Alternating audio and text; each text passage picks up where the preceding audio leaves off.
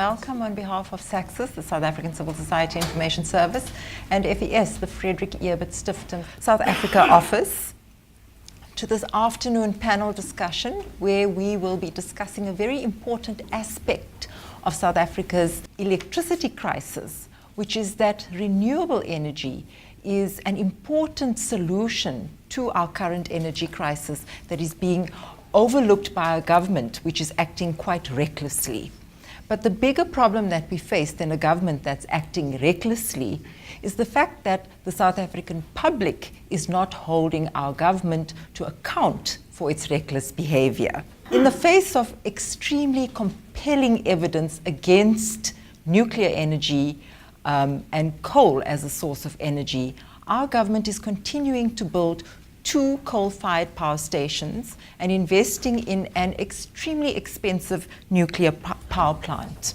Now, there's very persuasive arguments against coal as a source of energy. Coal as energy is the leading cause of global warming, which is leading to, in some parts of the world, extreme droughts, and in other parts of the world, rising water levels. And this is putting pressure on the amount of habitable land that is available to people.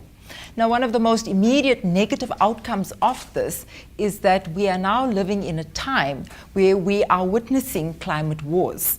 The Guardian newspaper actually reports that a total of 46 nations and 2.7 billion people are now at high risk of being overwhelmed by armed conflict and war because of climate change. So global warming, which is predominantly caused by coal as a source of energy, has very deadly consequences for people. But coal provides upwards of 90% of South Africa's energy.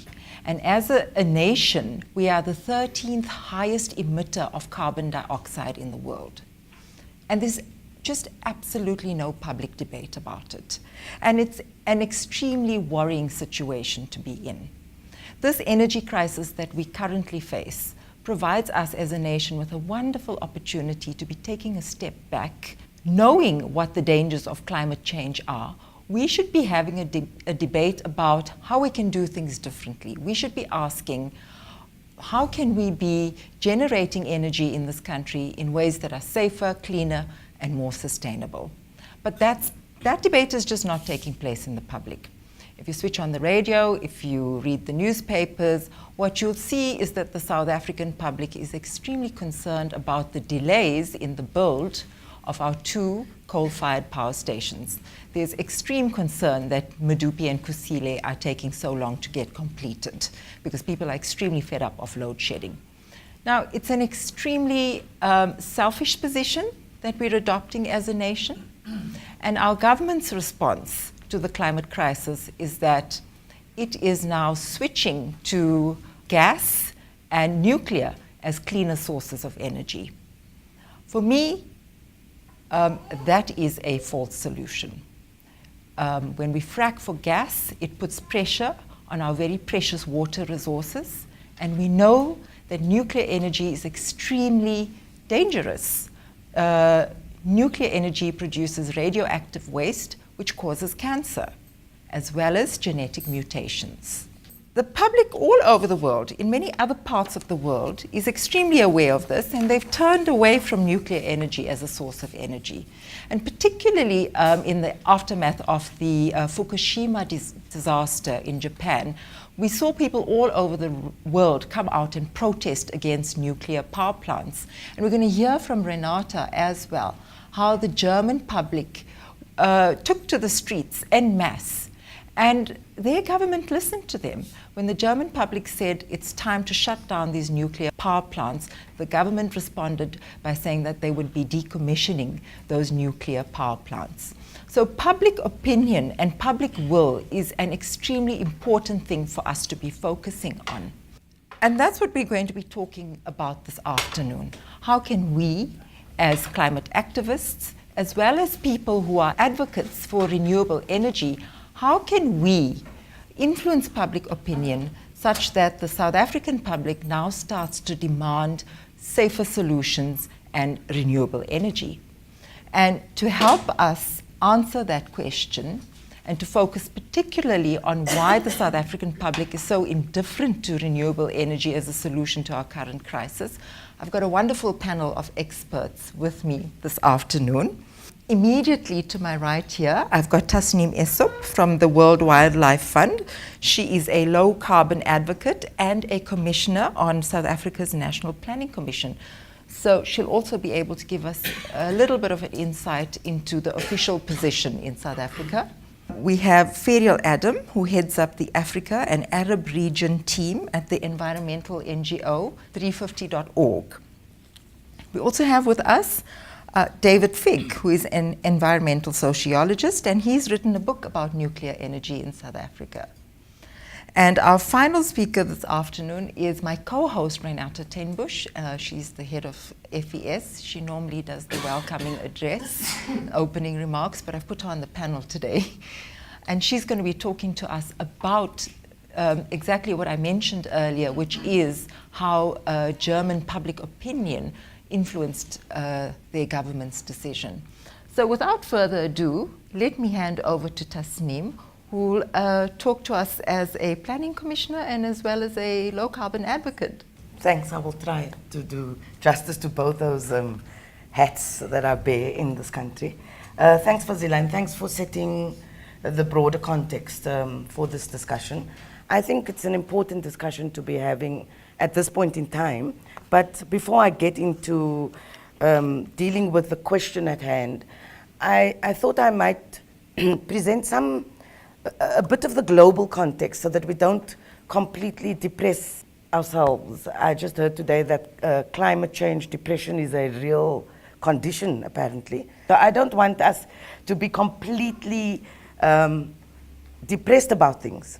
So in the global context, there are trends emerging that should give us some hope.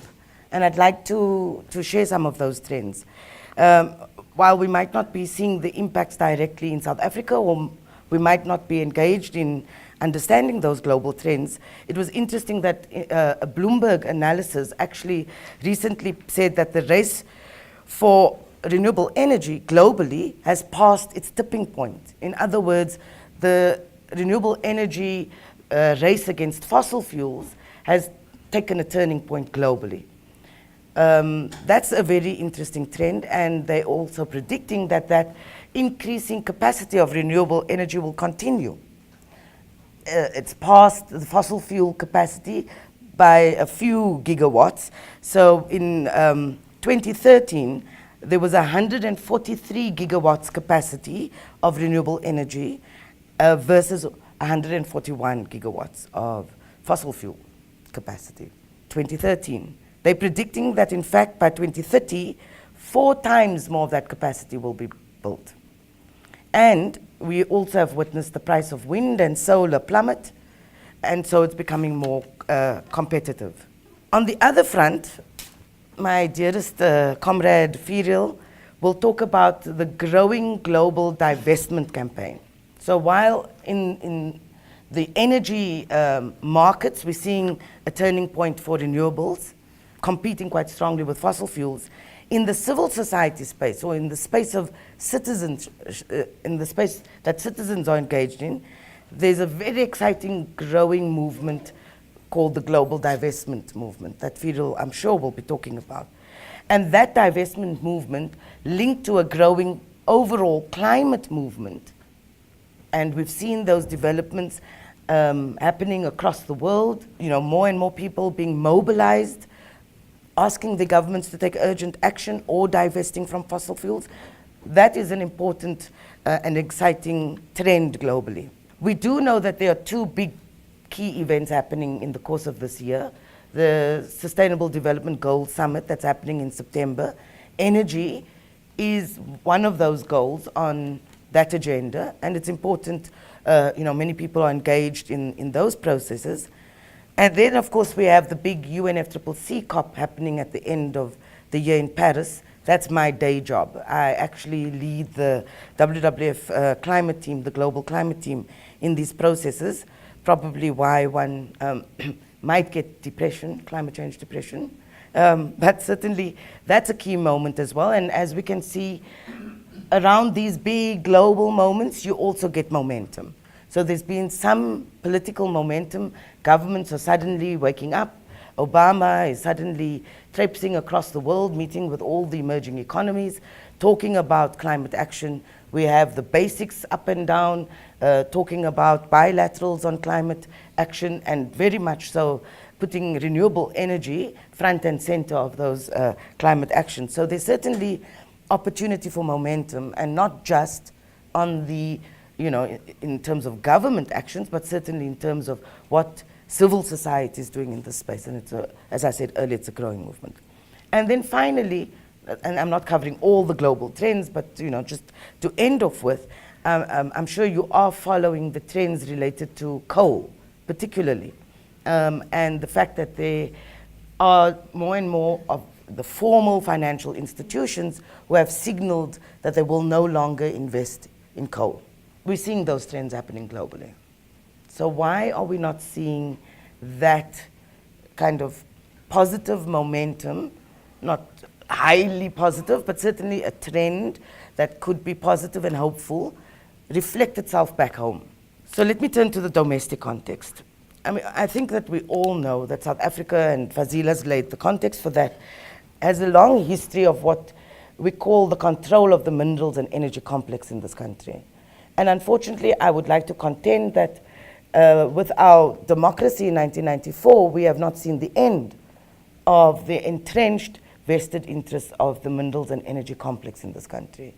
And neither have we engaged in relation to how we would restructure our economy in a way that takes us away from the dependence on minerals and an energy-intensive economy. We've not done that as South Africa.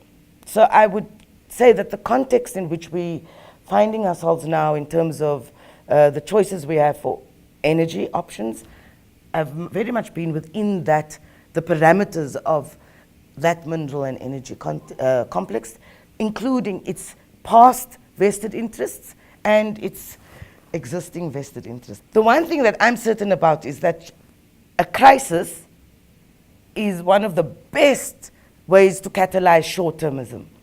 And that is the biggest risk we face right now.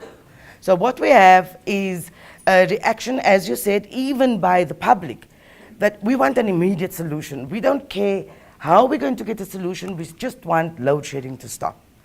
So that crisis, unfortunately, takes us into a very dangerous path of making very, short-term decisions for quick fixes. And my understanding is that, unfortunately, those quick fixes in the minds of the government is going to be gas. Continue with coal, it will take a bit longer, but gas is what they're going to be focusing on. And then, of course, David will talk about all the exciting plans around nuclear. So there's a bit of movement, of course, on the renewable energy front, and we have to admit that the government has done, quite a bit in relation to the Renewable Energy Independent Power Producers Program, with Bid 4 coming up as well. But it's not at scale and not at the levels at which it could have been if we didn't direct our funding into these, as you call it, false solutions. Fracking will take immense funding, and we can't even talk about nuclear. Maybe a bit of insight into the National Planning Commission, because I suppose that's something I could share some insights into. The National Planning Commission, the plan itself, does talk about energy and energy options. It talks about renewables. It takes a very precautionary approach to nuclear, and in fact it called for a serious cost-benefit analysis before procurement goes out. But it does go on to talk about gas as a potential game changer, I confess. Very contested discussions in the National Planning Commission around this.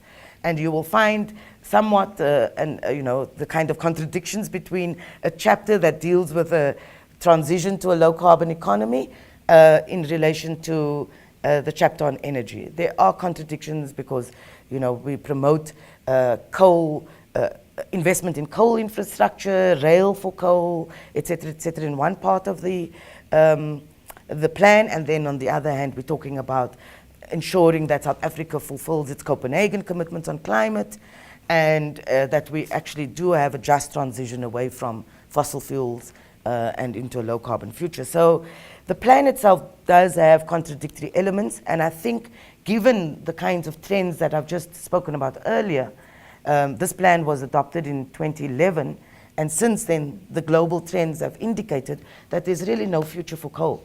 That understanding was not prevalent at the time the plan was drafted. So hopefully this current term of the Commission comes to an end at the end of this month. The new Commission will take up these issues again and actually just look at what the current trends are, and that a coal future is actually a meaningless future in the country.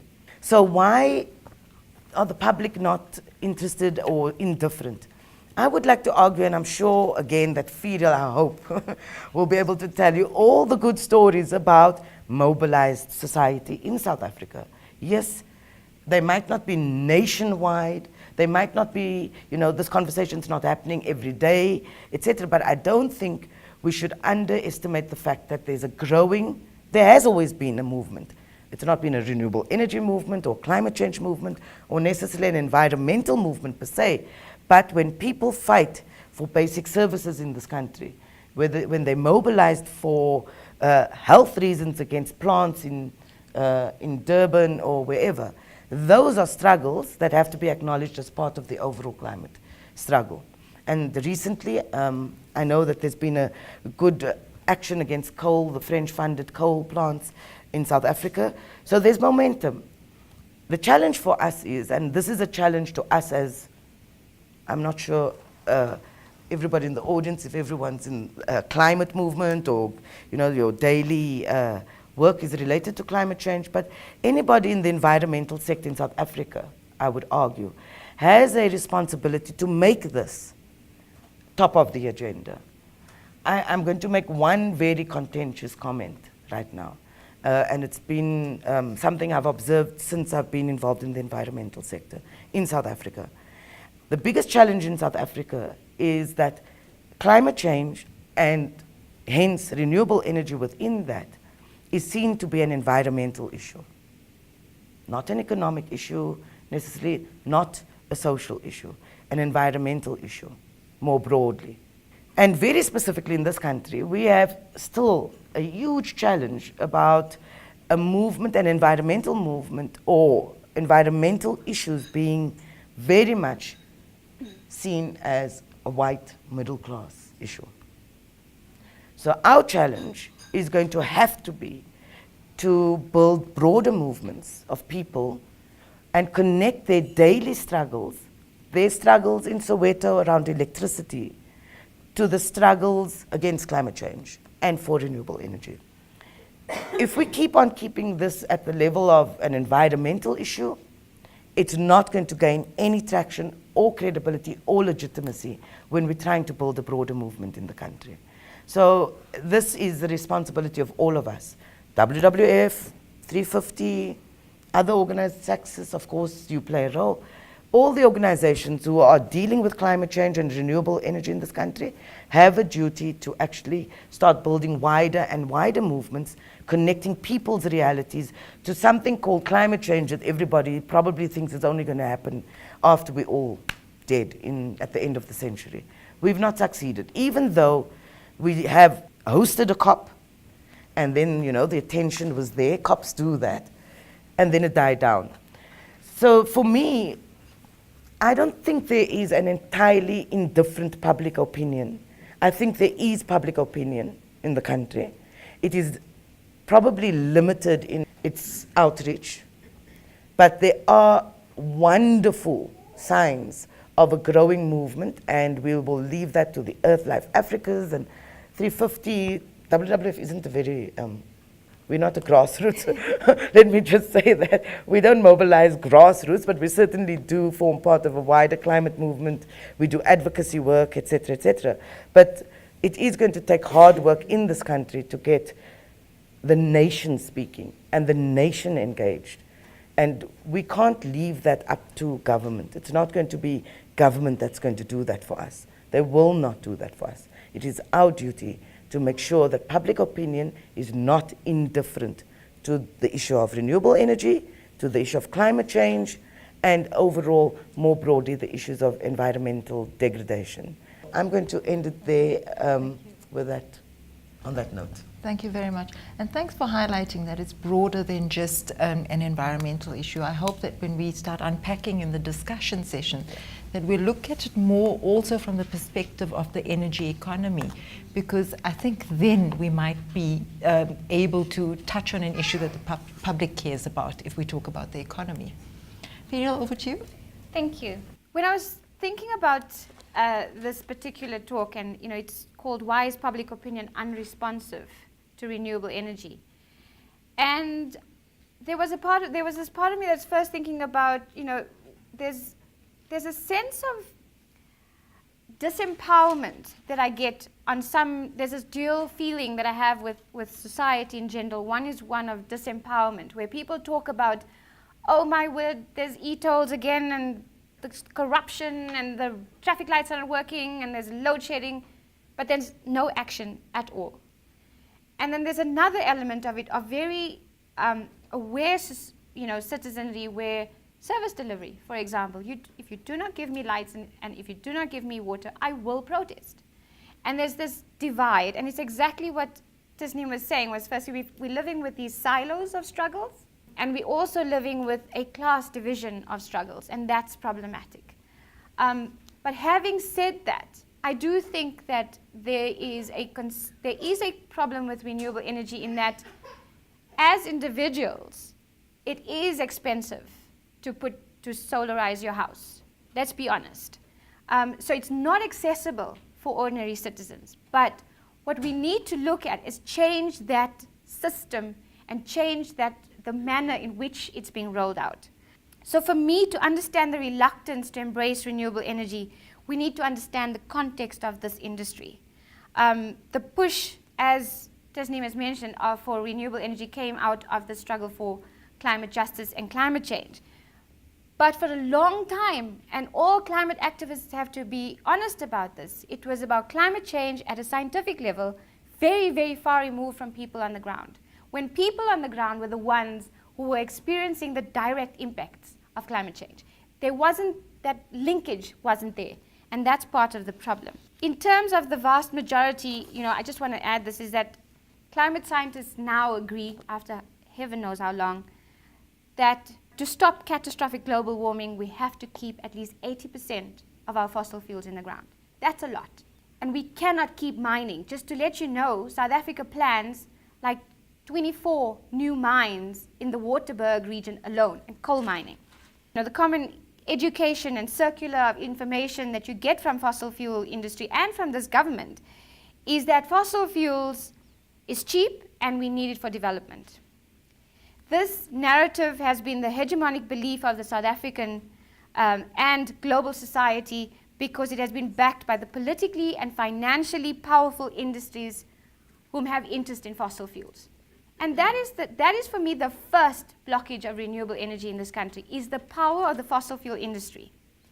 And Tasneem has covered on the mineral energy complex, so I'm not going to go into that. But over the past decade, fossil fuel industries have been lobbying to protect their interests by emphasizing their narrative, which is the use of fossil fuels. In fact, there was a comment by one of the CEOs, I think it was Exaro, that said that it's fossil fuels that will actually help Africa to develop, when actually, if you look at it, it has caused our misery. A very recent example of this kind of lobbying is I don't know if people followed this, but it was in the Sunday Times. And the Department of Energy, the minister gave her budget speech last week, and then they had a departmental party. I have to say this slowly. They had a party that was funded by independent power producers. They drank bottles of champagne that cost 1,550 Rand each. When she was asked about this, she said her response was that the whole event shows the whole industry is united in support of the government. And she said, I cannot tell the private sector I'm not interested. Now you have the renewable energy sector fighting against that. Now let me just say, the news report was independent power producers. Independent power producers produce renewable energy as well as coal, as well as oil, gas. So there's different. It's just anyone outside of Eskom. So it could have been in that circle of friends, you had renewable energy people. But what I'm saying here is that if we don't change the way we're doing business, if we don't change the system, then what we're going to do is replace the present economic system of having very rich, having poor, having devastation with coal and replacing it with renewable. And that is where we're going to make a mistake. We need to be very cautious about how we roll out renewable energy. So this then brings me into the second blockage, which I think is of importance, and we cannot run away from it, is that because government is so close to the mining sector, so close to people in the fossil fuel industry, that the policies there of renewable energy then influence it. So for example, the South African government will have you believe that they are 100% behind renewable energy, that they really support it. That's the way we're going to go. They have a renewable energy policy, and it talks about 10,000 gigawatt hours, and I think Richard can correct me if it still stands. They talk about the IRP, and that shows that 42% of renewable energy and 38% of coal and nuclear will be achieved by 2030. What they don't say is the actual amount of renewable energy that will be supplied is 8%.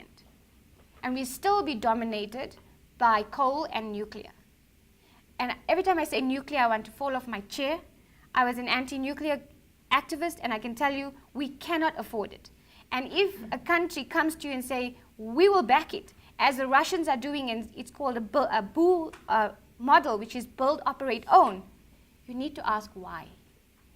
With something so dangerous, a country, and so expensive that a country would want to do that. People need to rise up to that. Also, in terms of climate change, South Africa believes it has more progressive position than many other countries in international climate negotiations. They made big announcements. They talk about greenhouse gas emissions reductions and targets. But recently, in fact this year, the recent exemptions by the Department of Environmental Affairs of SACSIS, Eskom, and other major polluters say that they say one thing, but then they're doing something totally different. So how do you work this? Some of the other policies that have affected renewable energy, and I think having someone from the renewable energy sector is important, because the initial plan was to have something called refit, which would allow you to feed into the grid. Eskom's claim was that our grid is not strong enough to feed into the grid, but it is being fed into the grid, so I don't understand that argument. They then had this whole thing where you had to bid. To bid to have a renewable energy project, you needed at least R1 million in the bank as a guarantee to put your bid in. So it excludes, it becomes very, very, very exclusive in the way they're rolling out renewable energy, where everybody should be able to just put this out. Just to say, in terms of that, if you put a solar panel on your house and you don't register it, that's illegal. And then when you do register it, you pay much more. Also, let's not move away from the fact that part of the blockage and part of the reason why we're so stuck on coal is of the subsidies.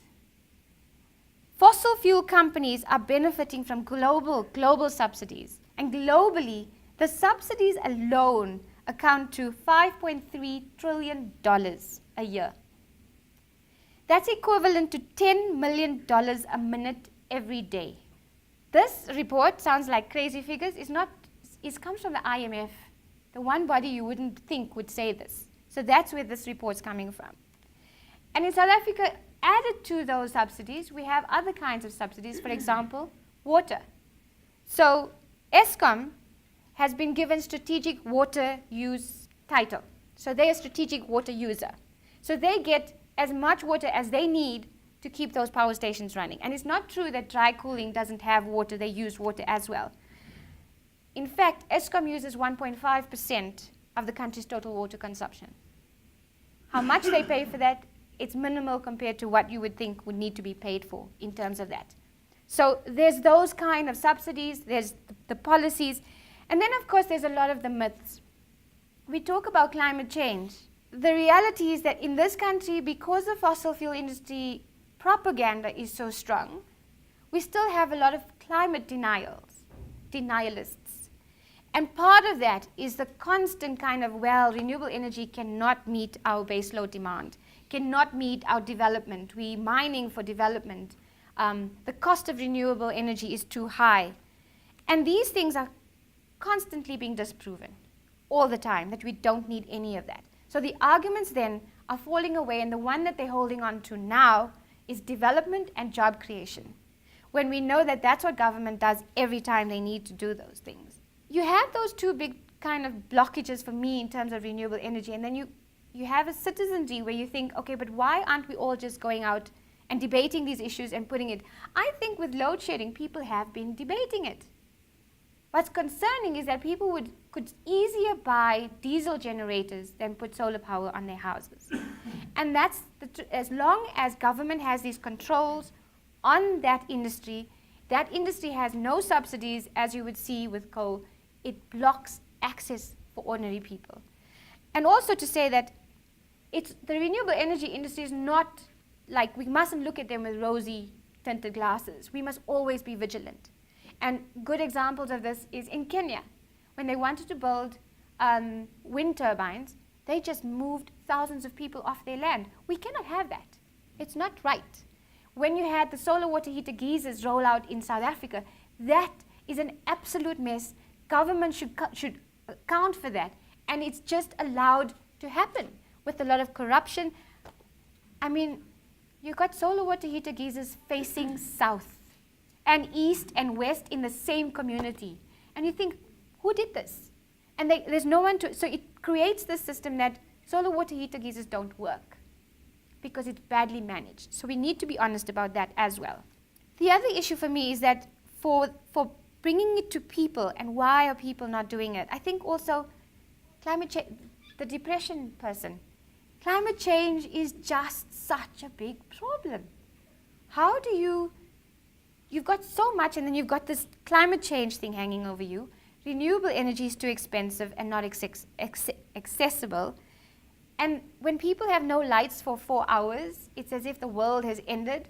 And so when Eskom says we're buying nuclear, no one wants to hear anything else because they don't want to lose their electricity for 4 hours. And that's the kind of society we're dealing with. But having said that, with climate change, it might seem like a big problem, but there's a lot of good happening on the ground. There are organizations here doing amazing things about renewable energy. Narisha is here, she must talk about her project. But the key thing for us is that if we don't make those right choices now, then we are doomed. If we allow government to build more coal-fired power stations and to build this nuclear power station, which, by the way, if you saw on Sunday, is now not one power station at Taspent. It's 3 power stations and more later. If we allow that, we block out everything that we can get with renewable energy, because then I think we'll have more electricity than we'll ever need. Why government's not listening even to the Planning Commission, I don't know.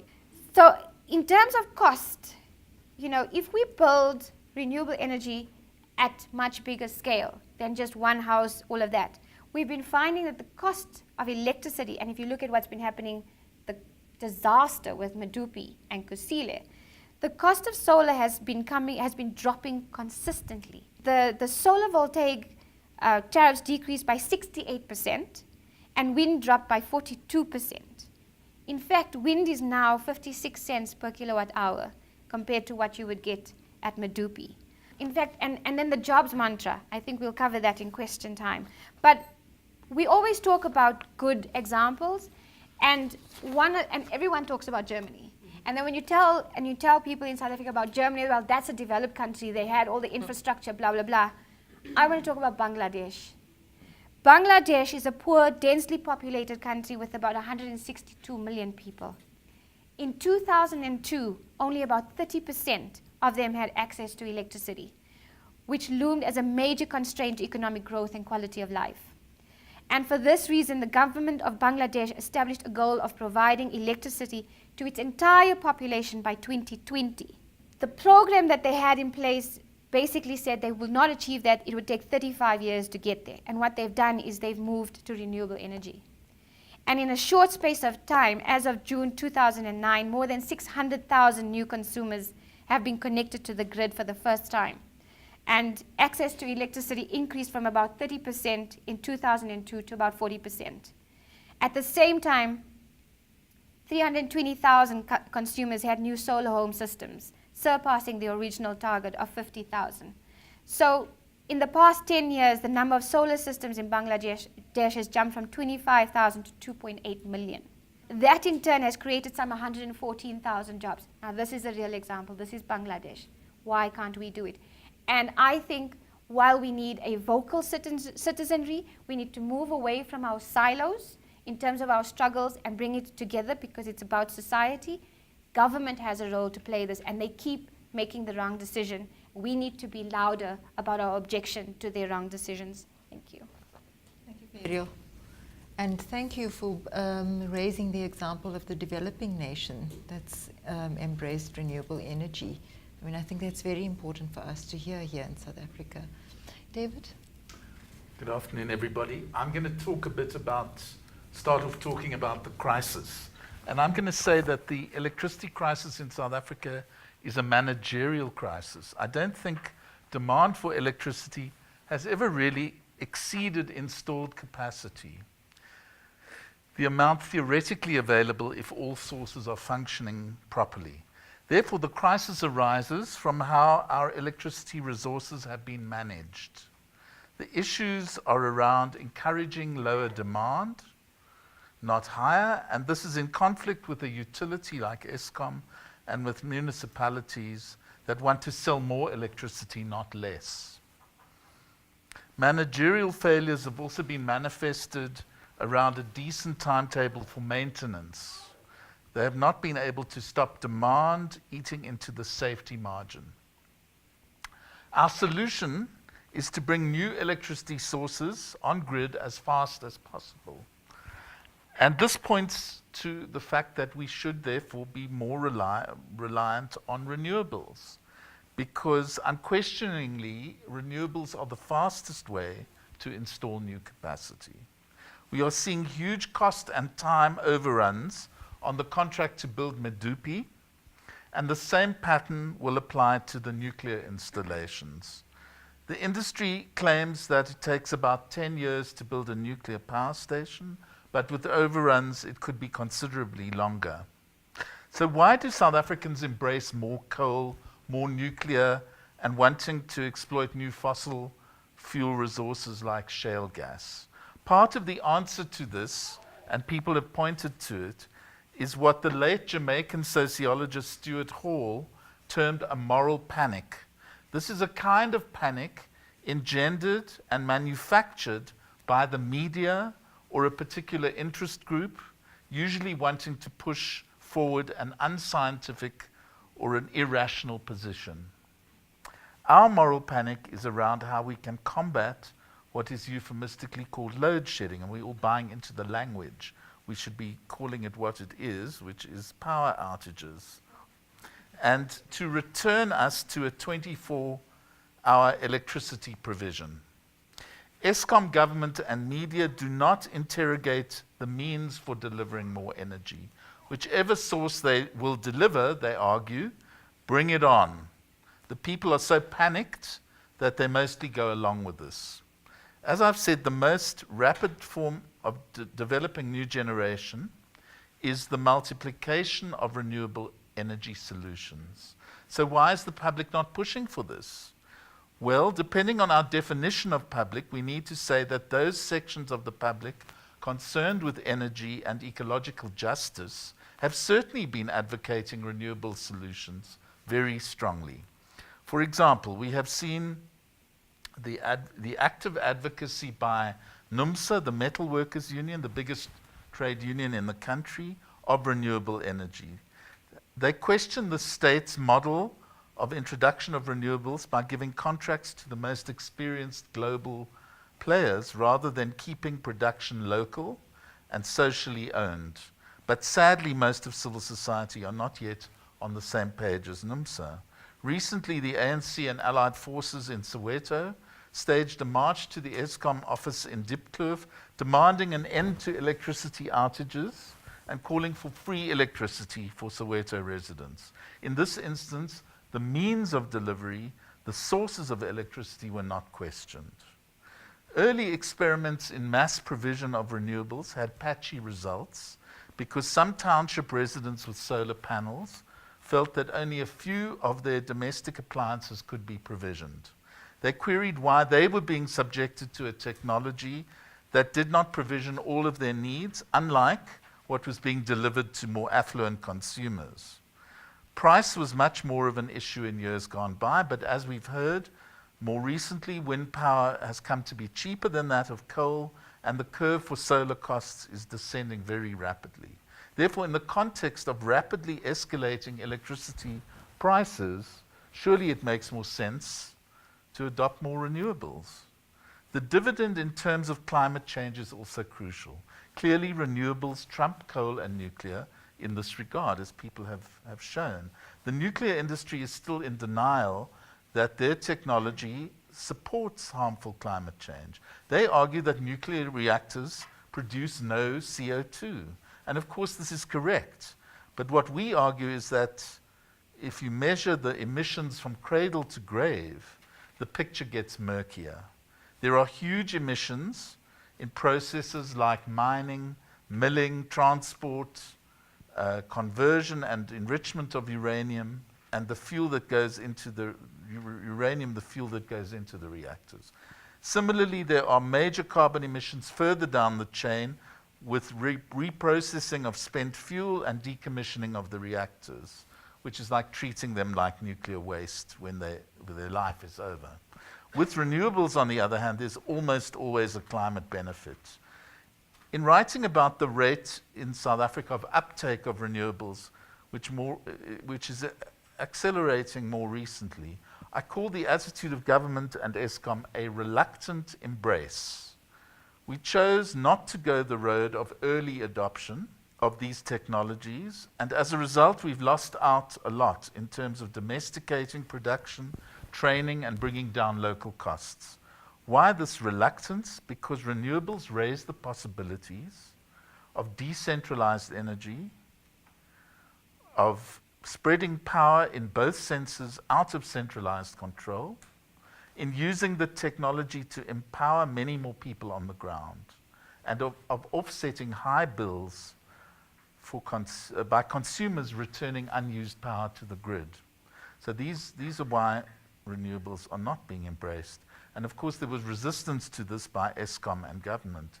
Now that Eskom has more or less imploded, perhaps we as a society can begin to think of a more creative and more broadly empowering solutions in this area. The crisis should also allow us, as Tasneem was saying, the space to make new arguments and new plans. I firmly believe in the important role of civil society in shaping and effecting just solutions.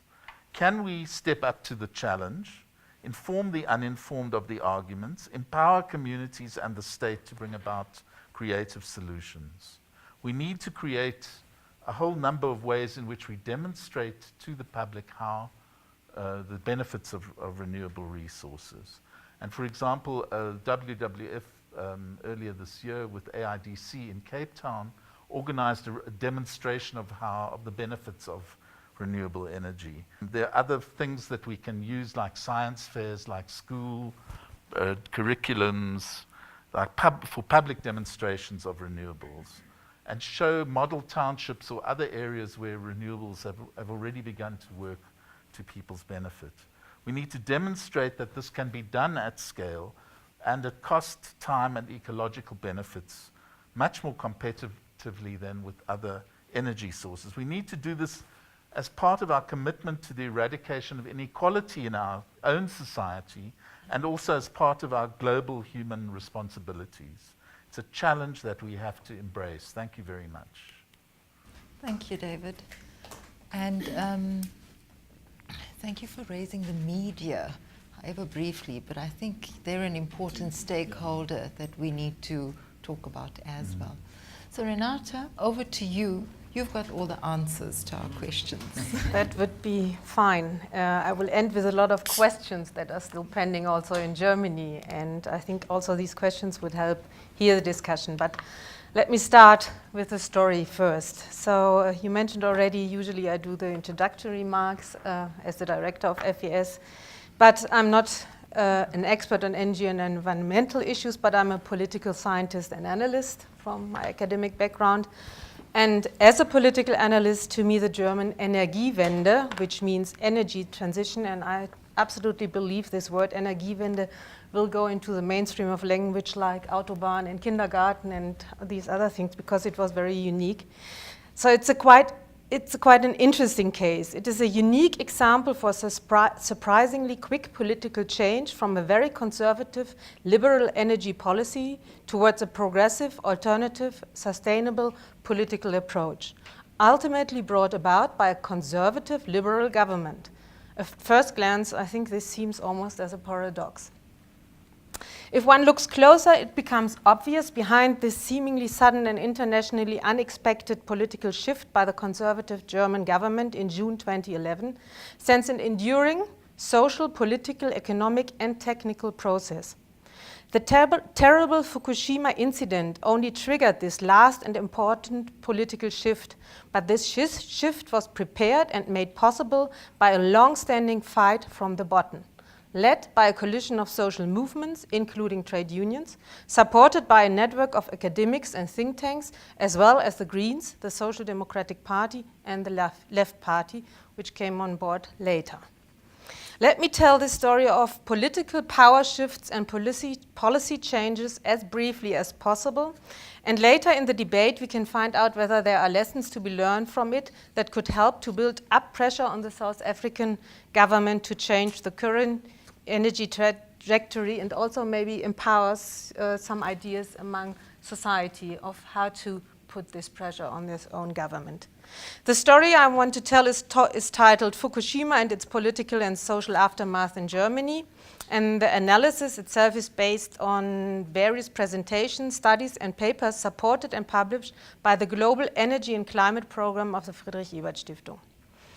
After the Fukushima catastrophe on the 11th March of 2011 in Japan, caused by an earthquake and followed by a huge tsunami, Germany experienced an earthquake of a political nature, which marked a turning point in the energy policy of the German conservative liberal government.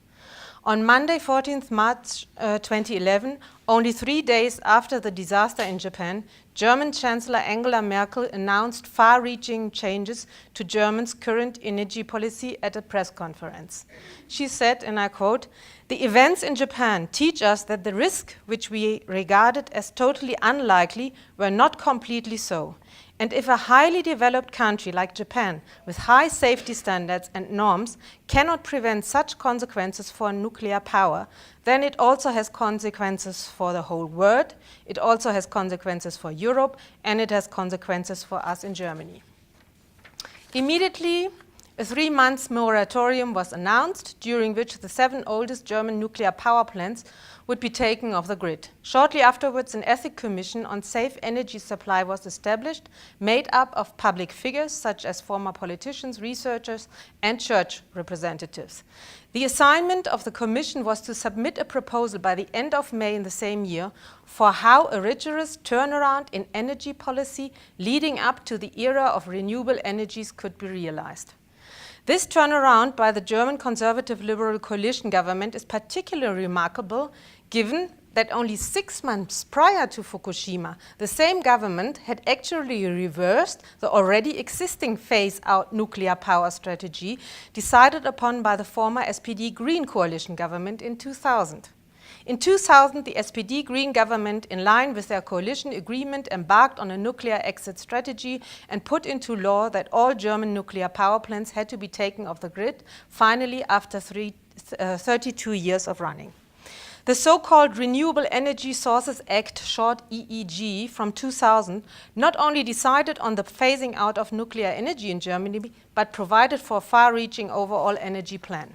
Thus, the German energy transition was kicked off long before Fukushima. The SPD Green government had carefully but rigorously negotiated the agreement of 2000 with the nuclear power plant operators.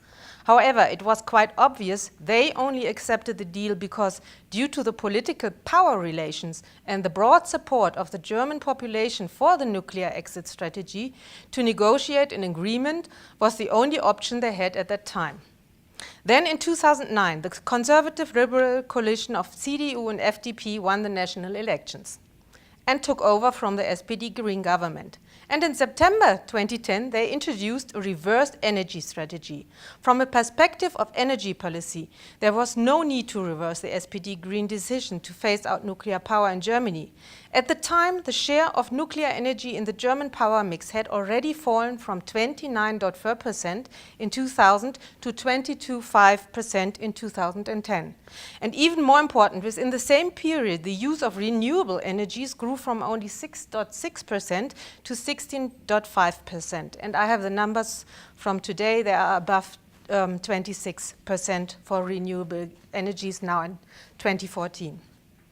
The success story of renewable energies, in which the German Renewable Energy Source Act played an instrumental role, demonstrated to people that it is possible and feasible to move away from highly dangerous and climate-damaging means of power production. And it was possible without jeopardizing security of supply, climate protection, and the competitiveness of German industry. The experience that there are viable alternatives to nuclear power and coal, the two main contributors also in the German energy mix, had a crucial impact on the public debate and the overall perception on energy in Germany. In 2009, the Renewable Energy Sources Act was broadly accepted and supported by the German public. Therefore, the decision of the conservative liberal government to reverse the Renewable Energy Act shortly after they took over political power caused a huge public outcry. In particular, because the government, together with the big four utility companies that dominate the energy market in Germany, had drawn up a new agreement that was introduced with a new law in June 2010. The agreement was more or less drafted and signed overnight, and the deal initially was kept under wraps. This gave the public the impression that the four large utilities in Germany, which are privately run but partly owned by public, mainly communal shareholders, had free rein to write their own policy and could shape it to their advantage. The energy giants, the Federation of German Industries and their supporters in the government parties, managed to put huge pressure on the new conservative government. They launched major large-scale pro-nuclear advertising campaigns promoting nuclear energy as most secure and environmentally friendly, we had that before, and the nuclear sector as a provider for jobs. Their aim was to pressurize the conservative government to abolish the agreement they had signed under the Green SPD government on phasing out nuclear energy, and they were successful at that moment. However, German society reacted vehemently, in particular to the concessions granted to the four large utility companies, called the Big Four, and launched a counter-campaign.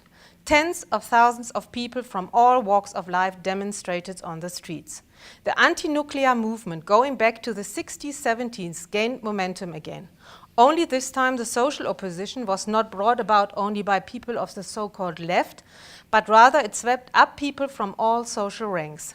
Moreover, many small and medium-sized enterprises that had invested in renewable energy expressed their antipathy towards the policy in large advertisements titled, "For win, millions lose."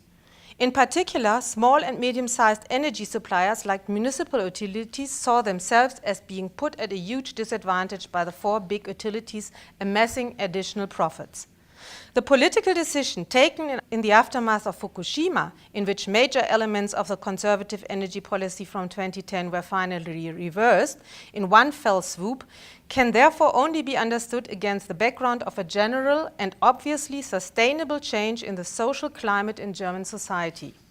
This change had started a long way back with the rising of the anti-nuclear and environmental movement in the 60s and 70s, which resulted in the launch of the Green Party in 1980.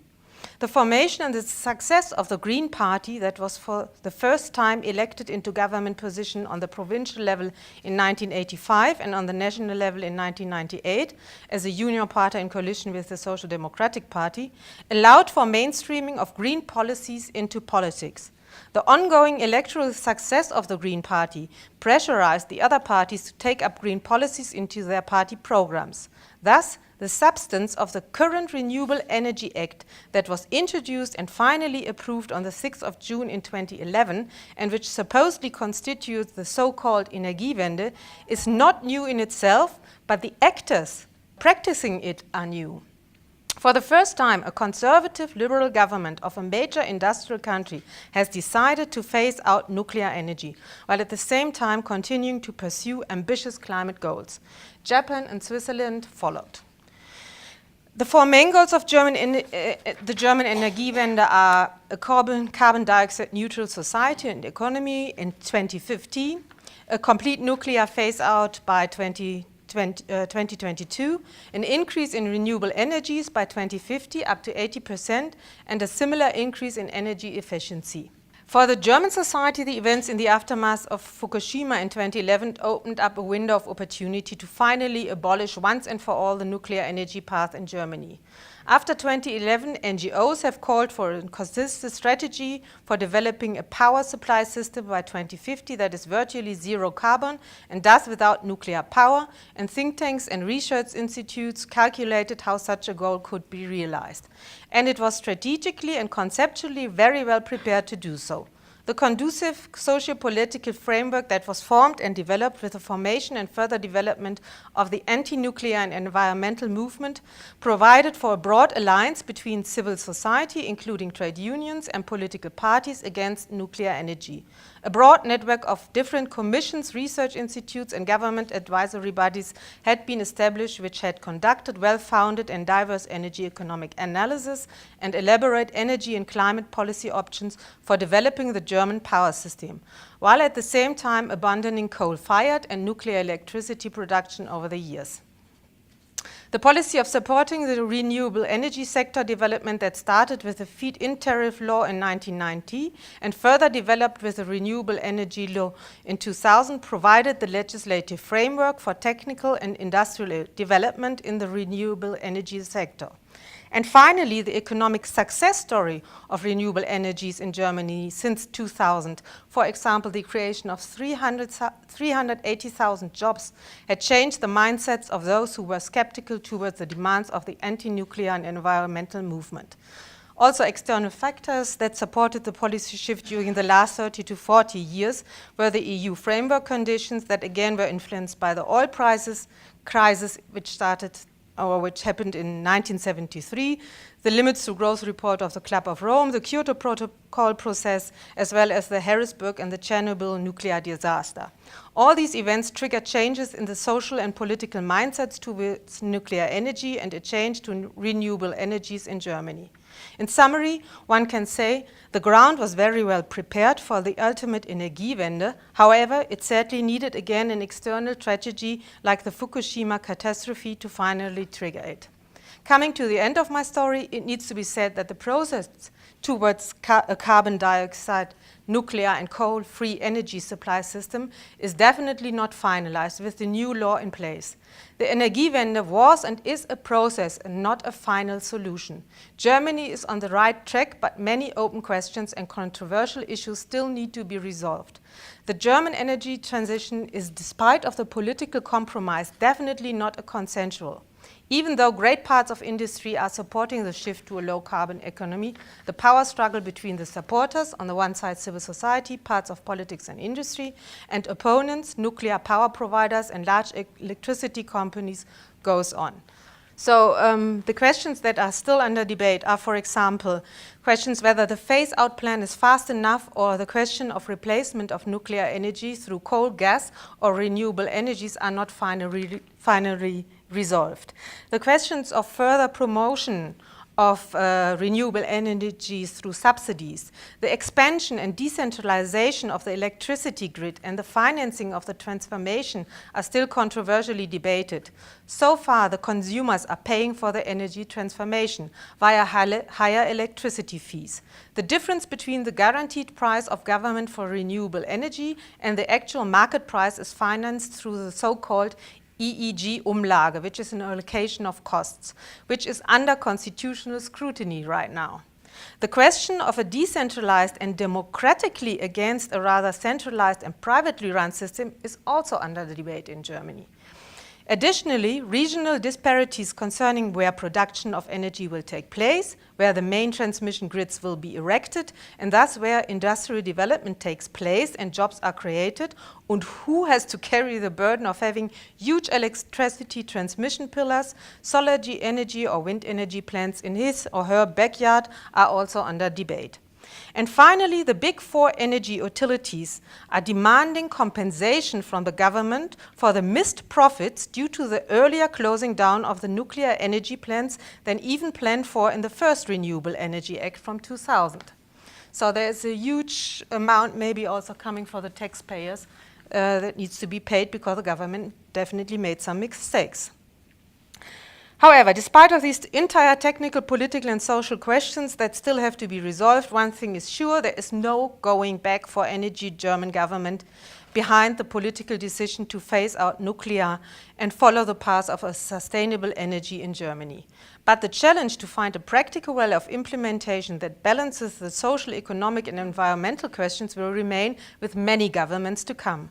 But I'm sure an informed, robust and democratically, thus participatory debate will provide sustainable answers and keep the pressure up to achieve the energy goals. And last but not least, I'm absolutely 100% being here in South Africa since 1.5 years. I know about the difference on the economic level.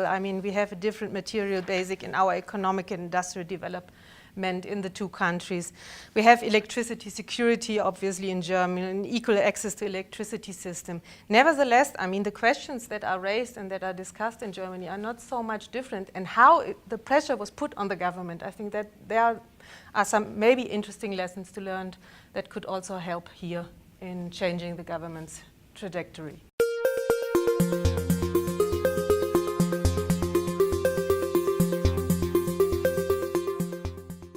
And I thought I might present a bit of the global context so that we don't completely depress ourselves. I just heard today that climate change depression is a real condition, apparently. So I don't want us to be completely depressed about things. So in the global context, there are trends emerging that should give us some hope. And I'd like to share some of those trends. While we might not be seeing the impacts directly in South Africa, or we might not be engaged in understanding those global trends, it was interesting that a Bloomberg analysis actually recently said that the race for renewable energy globally has passed its tipping point. In other words, the renewable energy race against fossil fuels has taken a turning point globally. That's a very interesting trend, and they're also predicting that increasing capacity of renewable energy will continue. It's passed the fossil fuel capacity by a few gigawatts. So in 2013, there was 143 gigawatts capacity of renewable energy versus 141 gigawatts of fossil fuel capacity. 2013. They're predicting that, in fact, by 2030, 4 times more of that capacity will be built. And we also have witnessed the price of wind and solar plummet, and so it's becoming more competitive. On the other front, answer that question and to focus particularly on why the South African public is so indifferent to renewable energy as a solution to our current crisis, I've got a wonderful panel of experts with me this afternoon. Immediately to my right here, I've got Tasneem Essop from the World Wildlife Fund. She is a low carbon advocate and a commissioner on South Africa's National Planning Commission. So she'll also be able to give us a little bit of an insight into the official position in South Africa.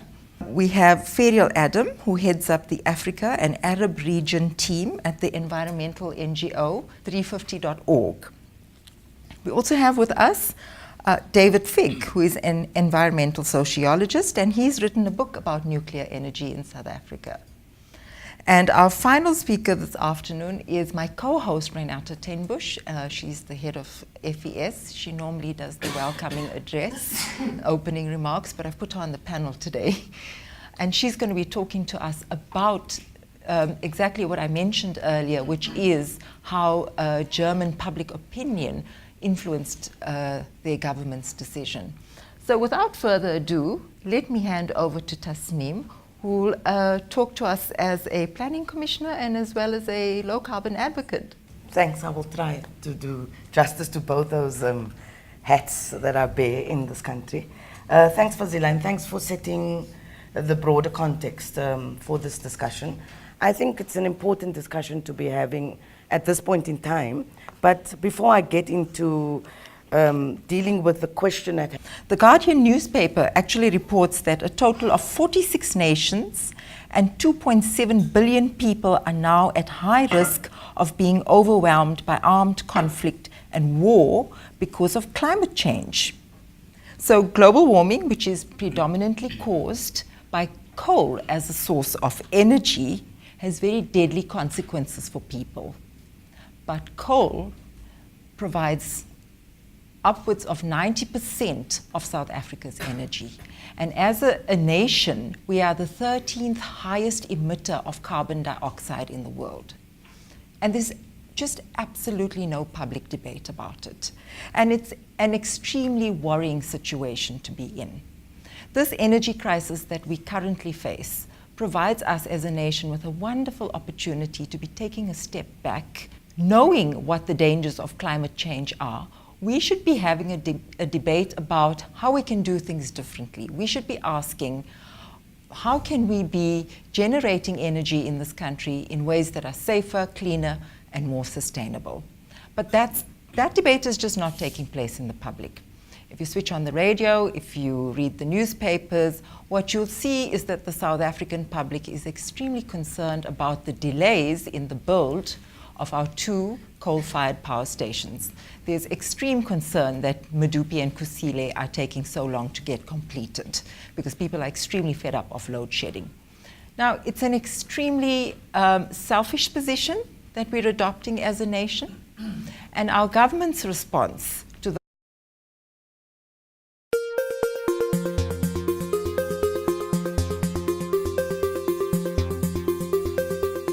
welcome on behalf of SACSIS, the South African Civil Society Information Service, and FES, the Friedrich Ebert Stiftung South Africa office, to this afternoon panel discussion where we will be discussing a very important aspect of South Africa's electricity crisis, which is that renewable energy is an important solution to our current energy crisis that is being overlooked by our government, which is acting quite recklessly. But the bigger problem that we face than a government that's acting recklessly is the fact that the South African public is not holding our government to account for its reckless behavior. In the face of extremely compelling evidence against nuclear energy and coal as a source of energy, our government is continuing to build 2 coal-fired power stations and investing in an extremely expensive nuclear power plant. Now, there's very persuasive arguments against coal as a source of energy. Coal as energy is the leading cause of global warming, which is leading to, in some parts of the world, extreme droughts, and in other parts of the world, rising water levels. And this is putting pressure on the amount of habitable land that is available to people. Now, one of the most immediate negative outcomes of this is that we are now living in a time where we are witnessing climate wars. The climate crisis is that it is now switching to gas and nuclear as cleaner sources of energy. For me, that is a false solution. When we frack for gas, it puts pressure on our very precious water resources, and we know that nuclear energy is extremely dangerous. Nuclear energy produces radioactive waste, which causes cancer, as well as genetic mutations. The public all over the world, in many other parts of the world, is extremely aware of this, and they've turned away from nuclear energy as a source of energy. And particularly in the aftermath of the Fukushima disaster in Japan, we saw people all over the world come out and protest against nuclear power plants. And we're going to hear from Renata as well, how the German public took to the streets en masse And their government listened to them. When the German public said it's time to shut down these nuclear power plants, the government responded by saying that they would be decommissioning those nuclear power plants. So public opinion and public will is an extremely important thing for us to be focusing on. And that's what we're going to be talking about this afternoon. How can we, as climate activists, as well as people who are advocates for renewable energy, how can we influence public opinion such that the South African public now starts to demand safer solutions and renewable energy? And to help us